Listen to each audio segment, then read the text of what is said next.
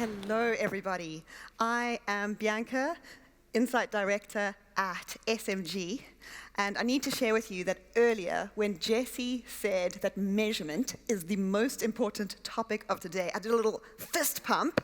Unfortunately, my colleagues saw, and they told me that I was a very sad person. But what I will say is that it is incredibly exciting how much measurement has evolved over the last few years. And it seems like it's becoming much less a tick box exercise and much more something that is incredibly powerful that can help drive your brand's growth.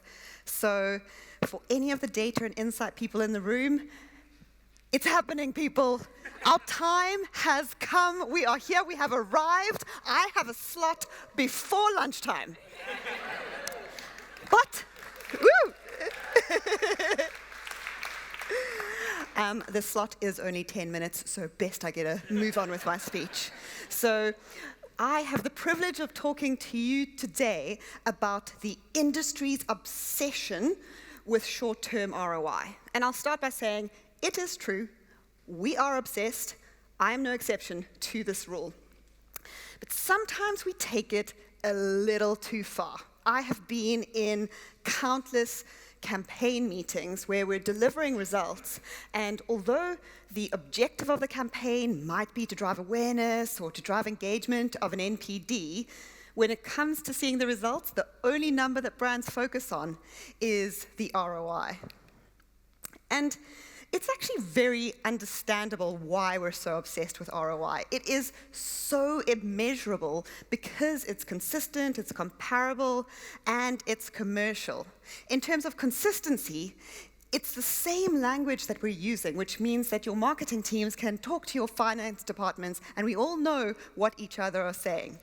It's comparable. You can measure a campaign from using the same approach for ROI, comparing retailers, comparing shopper journeys, comparing categories, and comparing channels. And finally, it's commercial. It takes the guesswork out of understanding performance and gives you a hard number.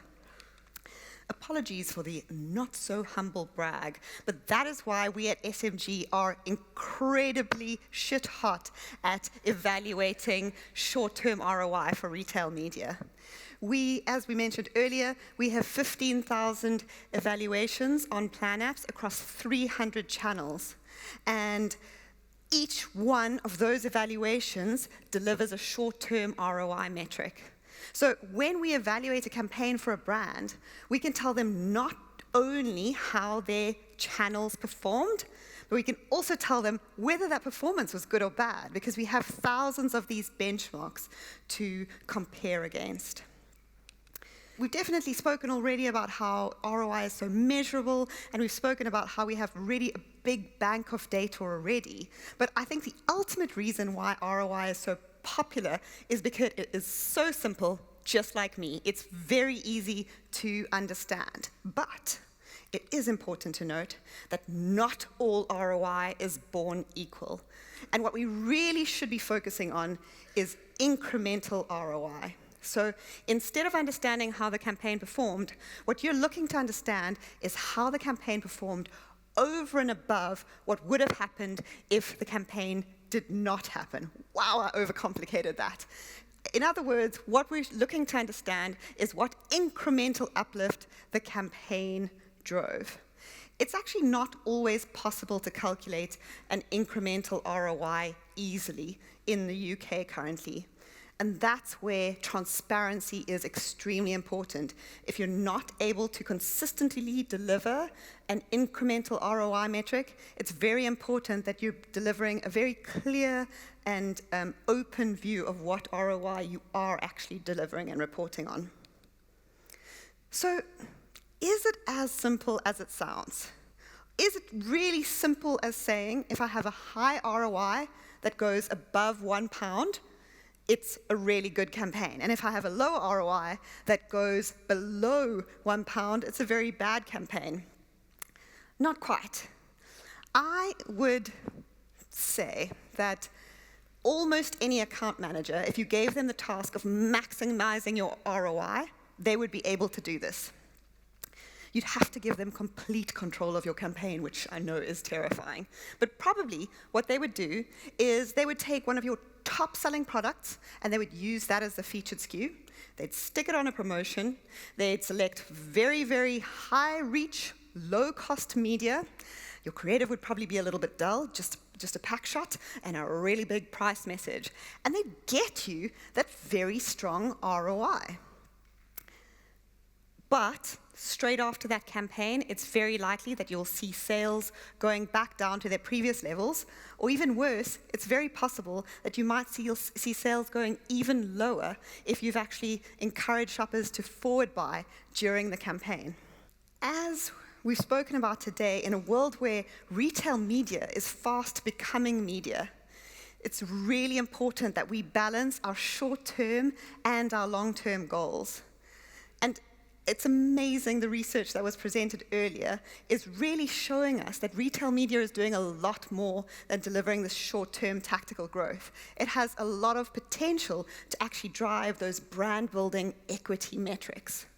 What I wanted to talk to you about today is how we can actually leverage retail media first-party data to start understanding a lot more around campaign performance in the longer term. So, anybody who knows me knows that one of my favorite things in the world is a good old test versus control methodology. And with retailer first-party data, you can do an audience-level test versus control. And what this means is that you have a test group that is exposed to media or a set of media, and you have a control group that are mirrored in as many ways as possible, but they are not exposed to any of the media. Over the next few slides, I've got a Boots case study to share with you where we can show you how we can use this methodology to actually understand a little bit more about the long-term growth potential of retail media.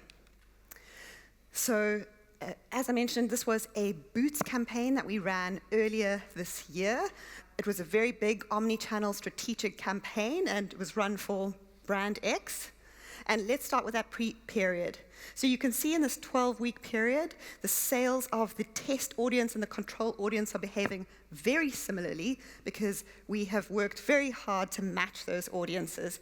There is a big peak, but that peak is consistent across both the test and the control audience. And for your context, because I know you are very keen to know, that is the Christmas period. So what happens in that live period is the first question that we ask. You can see that those lines diverge, and the test group is delivering more sales than the control group. So that's brilliant. That's exactly what we want to see. That is the incremental uplift. But with an audience test versus control, we can take that even one step further, and we can ask ourselves, what did this campaign deliver after the live period? And in this example, we've been able to look at a 16-week post period of this campaign. And you can see really, really strong results for this strategic campaign where the post-period uplift was sustained throughout that period. We've actually run the same measurement approach across a number of very strategic omni-channel Boots Media Group campaigns, and it's astounding to see how many times you are seeing that sustained post-period uplift. So the good news, you heard it here today, retail media is doing that. It is driving that uplift in the long term. So this is great because it tells us that the campaign is working, but what we really want to get to is why it's working. And that's some of the data that we can look at from this campaign. So in this example, you can see a pie chart that splits the shoppers who bought in the live period of the campaign into 3 shopper segments. You've got 46% who are current shoppers. These are shoppers who bought in the last 12 months. You've got 10% who are lapsed shoppers. These are shoppers who bought in the last 24 months but did not buy in the last 12 months. And you've got 44% who are the really exciting ones. Those are the new-to-brand shoppers. And those are the guys who haven't bought in the last 24 months. Now, apologies, I was very pedantic when I gave those definitions, but I did that purposely because it is incredibly important when you talk these more sophisticated metrics that you know how they are calculated. And this is one of the many examples where we can see that standardization is not as simple when it comes to these more sophisticated metrics, because you need to take into account your brand and your category's purchase cycles to make sure that you've got the right definition to understand what new to brand or lapsed or current actually is. So that gives us an idea of whether this campaign is engaging with your current shoppers, whether it's bringing in new to brand, or whether it's looking at lapsed shoppers. But we can take it even one step further. We can leverage that post-period data to understand whether those new to brand guys came back and bought more. And it's great to see in this instance, looking at that 16-week period, that 10.2% of the new-to-brand customers who bought in the test period came back and bought again. 16 weeks is probably not long enough for us. We'd ideally like to be looking at a longer period, but already this data is powerful, and a brand can start using this and applying this to strategies to retarget so that they can drive retention with these new-to-brand shoppers. So that's just really like the tip of the iceberg on what we can start doing with this retail media first-party data. But I did want to also talk about how we can use this data to calculate an even longer-term potential.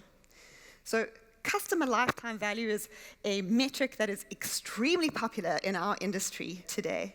And there's lots of data scientists working on creating the absolute right model and algorithm, which is incredibly important because customer lifetime value could be impacted by so many external factors. So it's really important that we find a robust way to calculate it.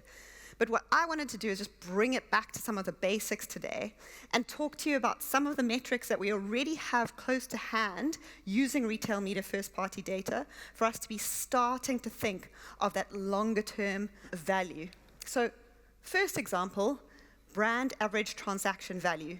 We're going to know using that loyalty card data what the average transaction value of the brand is, and we can multiply this by the brand purchase frequency. So how many times in a given period, let's say a year, is a shopper making a purchase for your brand? And Bob's your uncle, that immediately gives us the average customer value for an annual period. Then we can start overlaying the data that we're getting from these studies. So you remember that we were able to calculate the percentage of new-to-brand shoppers that came in as a result of this campaign. If we take that and we convert that to an actual number, you're able to multiply those two, and you've got your average customer lifetime value for a 12-month period. Of course, it's probably unlikely that every single brand that was brought in the live period of the campaign will go on and be a loyal shopper for the rest of their lives. So what we can then do is start modeling using the brand's propensity to retain customers. And we can maybe bucket that into a couple of different scenarios. What is a low scenario, medium scenario, and a high scenario? And with that, you can get a really strong understanding of what the potential customer lifetime value is. So hopefully, I've given you a very, very whistle-stop tour that ROI is incredibly important to measure in the short term, but that we would be missing out if we only focused on that short-term measurement. And before I go, I did want to share a very top-line viewpoint from our perspective at SMG of what we believe the building blocks to a strategic measurement strategy is. So first one, we called it crawl, is to build a bank of short-term ROI evaluations. It is so important for you to understand how the individual channels you're activating are performing in the short term. You can identify your real strong performers, but you can also weed out the channels that are really not performing for you. After you've built that bank, you can then start really thinking about how you can incorporate those first-party data learnings at a channel level, bringing in those metrics we spoke about, like new to brand, new to category, and understanding how that actually works together to generate a customer lifetime value. But finally, we've now built this really strong bank of individual touch points, and we have a good understanding of how those perform.